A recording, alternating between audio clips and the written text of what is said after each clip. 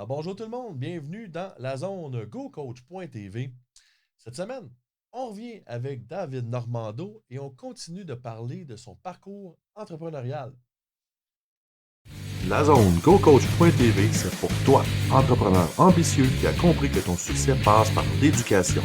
Que de devenir un meilleur leader avec un mindset de gagnant te permettra de devenir un meilleur entrepreneur, de développer une entreprise où toi et tes employés pourront s'épanouir tout en faisant une réelle différence dans ta communauté. À chaque épisode, on traite d'entrepreneuriat, de leadership, de mindset, de communication et d'éducation. Je te remercie de passer quelques minutes avec moi aujourd'hui. Let's go!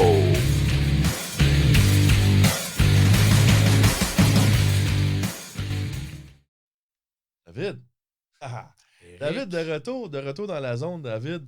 Écoute, la semaine passée, on est resté un petit peu sur notre appétit parce qu'on a commencé à parler de difficultés en lien avec justement de faire le choix de se partir en entreprise. On a parlé de difficultés d'établir sa crédibilité, qui était peut-être un peu plus difficile pour un plus jeune, mais ton expérience te dit que finalement, n'importe quel entrepreneur qui se lance doit d'abord être capable d'établir sa crédibilité. Donc, oui, un peu plus dur étant plus jeune, mais pas tant finalement. C'est important d'établir la crédibilité. Puis là, après ça, on est parti ailleurs, mais je veux qu'on revienne justement sur ces difficultés-là. Mis à part établir ses crédibilités, quel autre défi tu as dû faire face en lançant ton entreprise, David? En fait, Eric, merci pour la question. Oui. C'est sûr, il y a beaucoup de choses. Quand tu pars en entrepreneuriat, il y a beaucoup de choses à penser, il y a beaucoup de choses à voir. C'est sûr, la crédibilité, c'est quand même un facteur assez important à avoir, à développer. Par contre, ça prend de l'argent aussi. Comme dans tout, ça prend de Hein? l'argent. Tu dis Fait que pas. tu peux pas nécessairement te permettre d'envie de partir d'une job où tu as un salaire stable avec, tu sais, tout le monde le sait, là, on a tous nos paiements, on a toutes nos Ouais. affaires.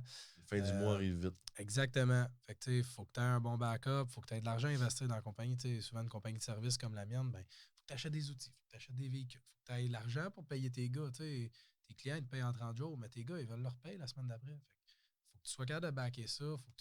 Fait que bâtir le cash flow d'une compagnie, c'est un réel défi. Oui. Puis, ben, c'est sûr, quand tu pars une compagnie à 25 ans, tu n'as aucun backup entrepreneurial, tu n'as aucun background, excuse-moi, entrepreneurial. Tu sais, dans le fond, quand tu pars de rien, tu vas voir la banque, tu dis salut, je pars une compagnie, tu as combien d'années d'expérience dans ce que tu fais? Zéro. Ben, la banque, elle te regarde et Oups. elle dit ouais, OK. euh, on va te faire une carte de crédit de 1000$ pour commencer, puis on verra, tu nous rappelleras dans 6 mois. Oh, OK. On va essayer, hein? Fait que non, je suis parti comme ça. Je suis parti de rien, en fait. J'avais vécu une situation, j'avais fait un DEP de machinerie lourde. J'avais 2 ans, 3 ans que j'avais travaillé après mon DEP. Je m'étais quand même endetté. J'avais vécu une situation à cette époque-là. Je m'étais séparé avec de mes ex-copines. Puis j'étais retourné chez mes parents. Fait que j'avais un cash down pour une maison, je checkais pour des maisons, j'étais pas sûr, j'étais opérateur de machinerie lourde, tout allait bien. Euh, j'ai décidé non, je pars en affaires, je suis tanné d'être sur le chômage, un peu comme on avait discuté dans le premier Ah ouais. épisode. Fait que, parti, on a commencé tout ça, puis j'ai pris le cash down de ma maison. J'ai fait bon, OK, je prends un guess, flip de coin comme on dit. Moi, je prends le cash down de ma maison, je pars en affaires avec grosso modo 8000$ de côté. Parti en affaires, j'avais un pick-up personnel à moi que je payais par mois qui me coûtait 600-700$ par mois dans le temps, plus les assurances, plus si. Fait que c'était de la grosse argent quand même que je flippais. Fallait que ça marche. Au début, dans le temps, on avait une discussion avec mon partner, puis j'avais dit écoute, moi je lâche ma job pour que ça parte à temps plein. Toi, tu gardes ta job le temps que ça roule un peu plus, puis tout ça. S'il arrive de quoi, faut qu'on se back. Je peux pas me retrouver dans la merde puis que toi, tu risques rien. Là, s'il arrive de quoi, faut qu'on se batte.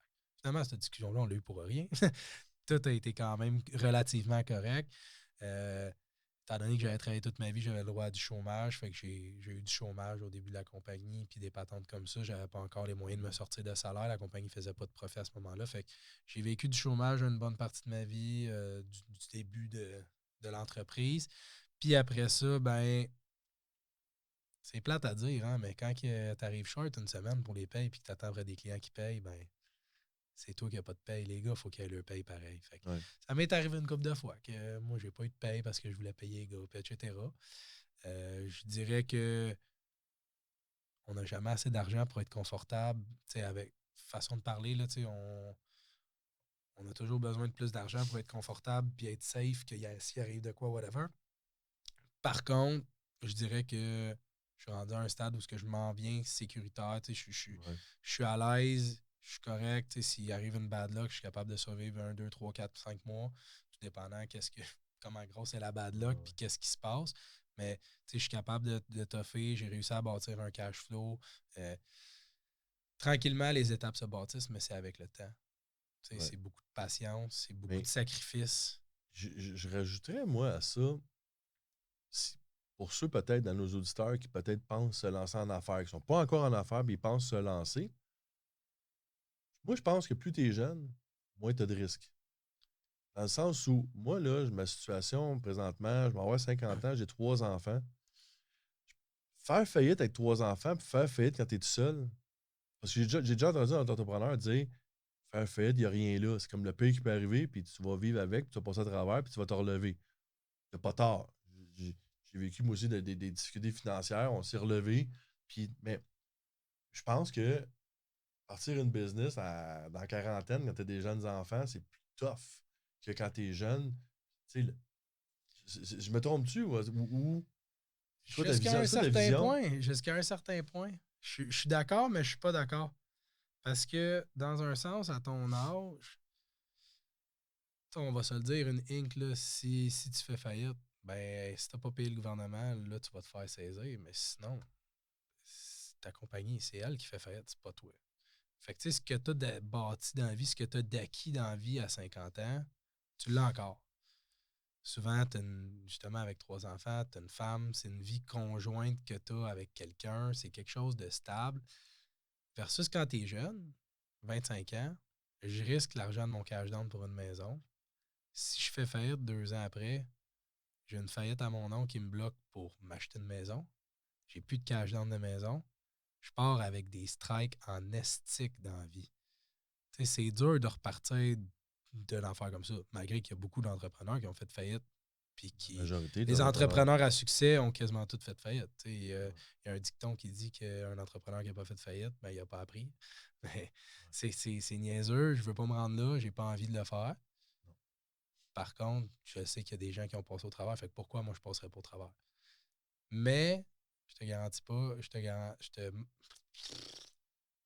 mais je te mentirai pas que dans la vie, partir avec les jambes cassées, c'est moins le fun pour tout le monde. C'est pas tout le monde qui est capable de se relever de ça. Par contre, mon minding, c'est que c'est pas tout le monde qui est fait pour être entrepreneur non plus. Puis c'est les gens qui se démarquent du lot qui vont être capables d'être entrepreneurs. Il y a des concours de circonstances qui peuvent faire en sorte que la personne en a trop. Que ça, c'est la goutte de trop qui fait que cette faillite-là, ça crée une dépression puis que la personne n'a plus envie pendant tout après ou whatever, X, Y, Z. Oui, ça peut.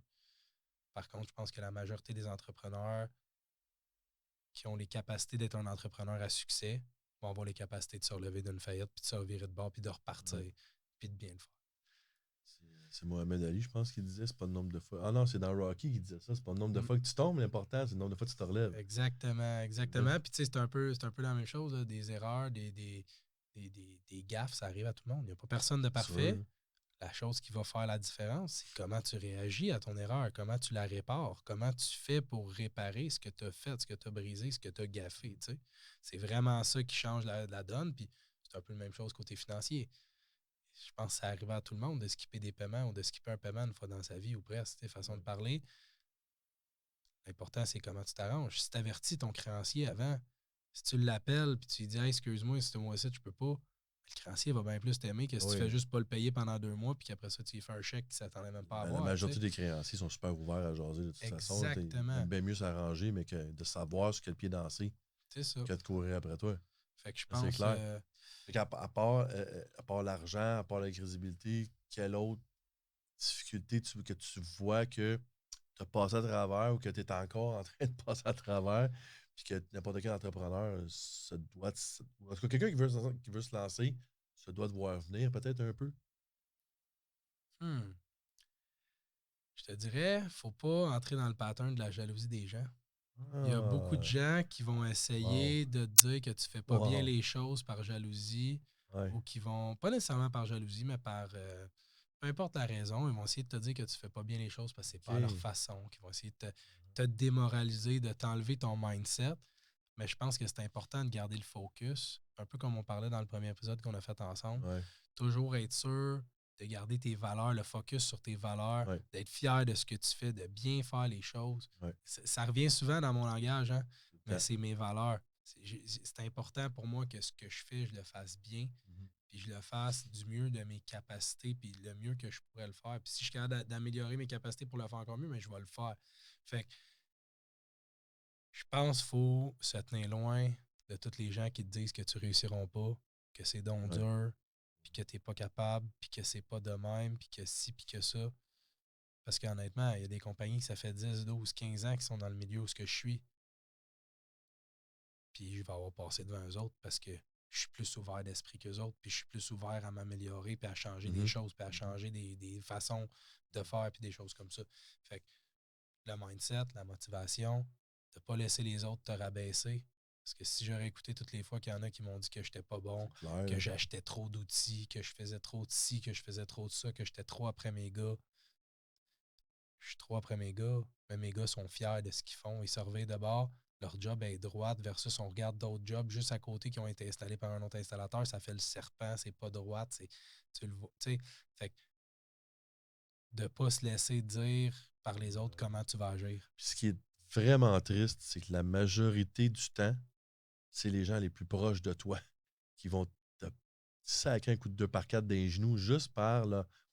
Puis souvent, ils font pas ça pour mal faire. Ils disent c'est juste qu'ils veulent te protéger, ils veulent pas que tu te plantes. Fait que là, ils essaient de te prévenir un peu de pas te planter. Ou, tu sais, Ça, où ils aimeraient avoir ce que tu as, ils sont pas Ouais, capables d'aller le aussi. chercher. Il y a des gens là, tu sais, qui disent ah ouais, mais tu sais, toi, tu as ça. Ouais, Ah, t'es mais chanceux, toi. moi, j'ai travaillé pour aller le chercher. C'est ça. J'ai fait les C'est ça. sacrifices. Tu sais, tantôt, on parlait de sacrifices. Ouais, Je les ai fait, les sacrifices. Il y a des semaines que je les ai trouvés rough en ouais. estique. Quand ça fait 3 semaines que tu n'as pas d'argent pour te donner une paye parce que tu n'as pas de client, tu as un client qui ne te paye pas. Là. Et ça, c'est calice. C'est C'est clair. moins le fun. C'est clair. Puis Ça trouve c'est le rough. côté que quelqu'un qui a jamais eu de business peut pas vraiment comprendre. À moins de travailler du côté financier puis de t'occuper des chiffres d'une entreprise. Là, tu comprends les chiffres, tu comprends des fois les délais de paiement, des choses comme ça, mais souvent, les employés ne comprennent pas cette facette-là de la business. Ils voient juste le pick-up. Non, exact. Puis, tu Ils voient sais, certains résultats, mais ils ne comprennent pas l'ouvrage qui est en arrière, le processus qu'on a passé à travers. Là. exact. Puis dans leur tête à eux, ben c'est acquis. Ouais. C'est normal. Ça t'a Puis été c'est de ta donné. faute. Puis c'est toi, choisis ça de même. Tu as choisi ça de même. Tu fais exprès.